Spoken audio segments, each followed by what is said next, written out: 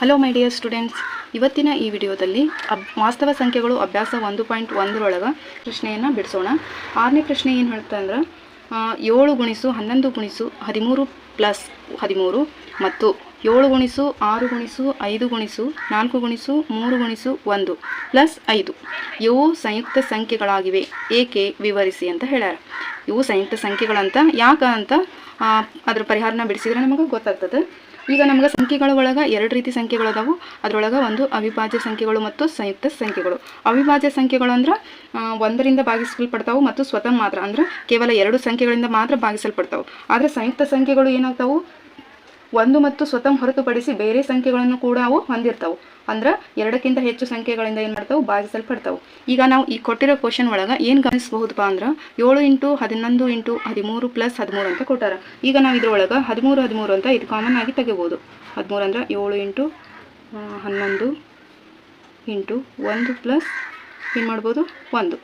ಹೌದಾ, ಇಲ್ಲಿ ಏನಾಗೈತಿ, 13 ಅನ್ನೋದು ಒಂದು ಸಾಮಾನ್ಯ ಅಪವರ್ತೆ, ಅದನ್ನು ಬರೆದ್ಬಿಡೋಣ. 13 ಇಲ್ಲಿ 13 ಒಂದು ಸಾಮಾನ್ಯ ಅಪವರ್ತೆ, ಇಲ್ಲಿ 13 ಒಂದು ಸಾಮಾನ್ಯ ಅಪವರ್ತೆ. ಹೌದಾ, ಅದಕ್ಕೋಸ್ಕರ ಏನು ಮಾಡೋಣ, ಈಗ 13 ಇವನ್ನೆಲ್ಲ ಮಲ್ಟಿಪ್ಲೈ ಮಾಡಿಬಿಡೋಣ.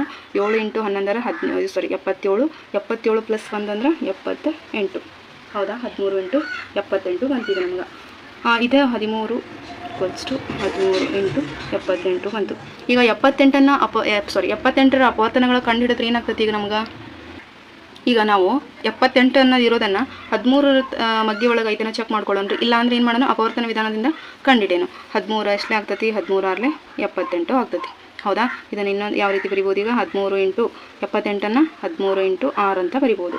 ಹೌದಾ, ಈಗ ನಮ್ಗೆ ಕೊಟ್ಟಿರೋ ಬಹುಪದೋಕ್ತಿ ಒಳಗೆ ಏನೇನದಾವು ನಂಬರ್ಸು 6 ಮತ್ತು 13ನ್ನು ಒಳಗೊಂಡವು. ಹೌದಾ, ಆದ್ದರಿಂದ ಇದು ಏನಂತ ಹೇಳ್ಬೋದು, ಒಂದು ಸಂಯುಕ್ತ ಸಂಖ್ಯೆ ಅಂತ ಹೇಳ್ಬಹುದು.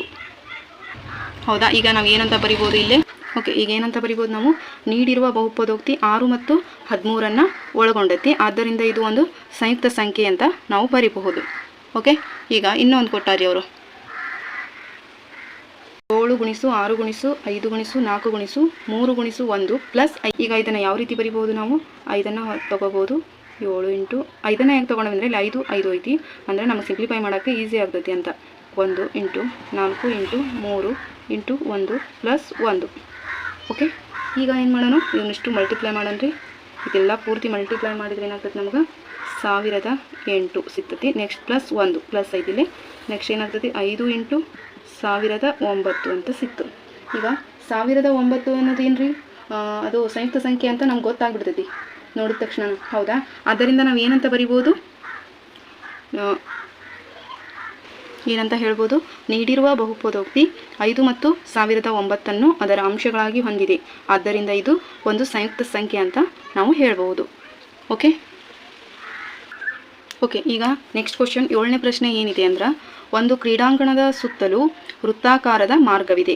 ಸೋನಿಯಾಳು ಆ ಕ್ರೀಡಾಂಗಣದ ಒಂದು ಸುತ್ತನ್ನು ಪೂರ್ಣಗೊಳಿಸಲು 18 ನಿಮಿಷ ತೆಗೆದುಕೊಂಡರೆ ರವಿಯು ಅದೇ ಸುತ್ತನ್ನು ಪೂರ್ಣಗೊಳಿಸಲು 12 ನಿಮಿಷ ತೆಗೆದುಕೊಳ್ಳುತ್ತಾನೆ. ಒಂದೊಮ್ಮೆ ಅವರಿಬ್ಬರು ಒಂದೇ ಬಿಂದುವಿನಿಂದ ಏಕಕಾಲದಲ್ಲಿ ಆರಂಭಿಸಿ ಏಕಮುಖವಾಗಿ ಚಲಿಸಿದರೆ ಎಷ್ಟು ನಿಮಿಷಗಳ ನಂತರ ಅವರು ಪುನಃ ಆರಂಭಿಕ ಬಿಂದುವಿನಲ್ಲಿ ಸಂಧಿಸುತ್ತಾರೆ ಅಂತ ಕೇಳ್ಯಾರ. ಇಲ್ಲೇ ಈ ಪ್ರಶ್ನೆ ಪ್ರಕಾರ ಪರಿಹಾರ ನೋಡೋಣ್ರಿ. ಈಗ ಪ್ರಶ್ನೆ ಪ್ರಕಾರ ಏನು ಗೊತ್ತಾಗಿದ್ರಿ ನಮಗೆ, ರವಿ ಸೋನಿಯಾಗಿಂತ ವೇಗವಾಗಿ ವೃತ್ತಾಕಾರದ ಮಾರ್ಗದಾಗ ಸುತ್ತಾತಾರ ಎಂಬುದು ನಮಗೆ ಗೊತ್ತಾಗೈತಿ. ಈಗ ಇಬ್ಬರು ಒಂದೇ ದಾರಿ ಒಳಗೆ ಸಾಗೋದ್ರಿಂದ ಅವರು ಮತ್ತೆ ಭೇಟಿಯಾಗಲು ತೆಗೆದುಕೊಳ್ಳುವ ಸಮಯ ಪ್ರತಿಯೊಬ್ಬರ ಲ್ಯಾಪನ್ನು ಮುಗಿಸಾಕ ತೆಗೆದುಕೊಳ್ಳುವ ಸಮಯದ ಲಸ ಆಗಿರ್ತೈತಿ. ಆದ್ದರಿಂದ ಏನಂತ ಬರಿಬೋದು, ಈಗ 18 ನಿಮಿಷ ಸೋನಿಯಾಳ ಸಮಯ, ಇದು ಸೋನಿಯಾಳ ಸಮಯ. ನೆಕ್ಸ್ಟು 12 ನಿಮಿಷ ಅನ್ನೋದು ಯಾರ್ದಿದು, ರವಿಯ ಸಮಯ. ಹೌದಾ, ಈಗ ಇವೆರಡು ಏನಾಗ್ತಾವು, ಲಸ ಆಗಿರ್ತಾವೆ. 18 ಮತ್ತು 12ರದ್ದು ಲಸ ಕಂಡುಹಿಡ್ಕೋಬೇಕು. ಲಸ ಎಷ್ಟು ಬಂದಿರ್ತೈತಲ್ಲ ನಮ್ಗೆ, ಅದು ಏನಾಗ್ತತಿ, ಅಷ್ಟು ಸಮಯದ ನಂತರ ಏನಾಗ್ತಾರೆ, ಅವರು ಇಬ್ಬರು ಒಟ್ಟಿಗೆ ಭೇಟಿ ಆಗ್ತಾರಂತ ನಮ್ಗೆ ಗೊತ್ತಾಗ್ತೈತಿ. ಓಕೆ, ಈಗ ಲಸ ಕಂಡುಹಿಡಿಯೋಣ 18 ಮತ್ತು 12ರದ್ದು. ಈಗ 18 ಮತ್ತು 12 ಲಸ ಏನು ಬರ್ತೈತಿ ಅಪವರ್ತನ ವಿಧಾನದಿಂದ ಕಂಡುಹಿಡಿದ್ರೆ 2 × 3² ಅಂತ ಬರ್ತೈತಿ. 12 2 × 3 ಅಂತ ಬರ್ತೈತಿ. ಈಗ ಲಸ ಹೆಂಗೆ ಬರ್ತೈತಿ ಲಸ ಅಂದರೆ ಏನು ಗೊತ್ತೈತಿ ನಮಗೆ ಎರಡರೊಳಗೂ ಕಾಮನ್ ಆಗಿರಬೇಕು ಹೈಯೆಸ್ಟ್ ಫ್ಯಾಕ್ಟರ್ನ ಹೊಂದಿರಬೇಕು. ಈಗ 2 ಅನ್ನೋದು ಎರಡರೊಳಗೂ ಕಾಮನ್ ಐತಿ ಆದರೆ ಹೈಯೆಸ್ಟ್ ಫ್ಯಾಕ್ಟರ್ ಯಾವುದೈತಿ 2² ಅಂತ ಐತಿ. ಈಗ 3 ಅನ್ನೋದು ಎರಡರೊಳಗೂ ಕಾಮನ್ ಆಗೈತಿ ಆದರೆ ಹೈಯೆಸ್ಟ್ ಫ್ಯಾಕ್ಟರ್ ಎಷ್ಟೈತಿ 3² ಅಂತ ಐತಿ. ಓಕೆ, ಈಗ 2² ಅಂದ್ರೆ ಏನು 4, 3² ಅಂದ್ರೆ 9. ಇದ್ರದ್ದು ಲಸ ಎಷ್ಟು ಬರ್ತೈತಿ ಈಗ 36. ಈಗ 36 ನಮಗೆ ಲಸ ಬಂತು.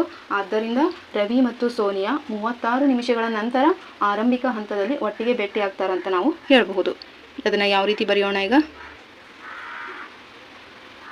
ನಾವು ಏನಂತ ಬರಿಬೋದು, ಆದ್ದರಿಂದ ರವಿ ಮತ್ತು ಸೋನಿಯಾ 36 ನಿಮಿಷಗಳ ನಂತರ ಆರಂಭಿಕ ಹಂತದಲ್ಲಿ ಒಟ್ಟಿಗೆ ಭೇಟಿ ಆಗುತ್ತಾರೆ ಅಂತ ನಾವೇನು ಮಾಡಬೇಕು ಬರೀಬೇಕು. ಓಕೆ.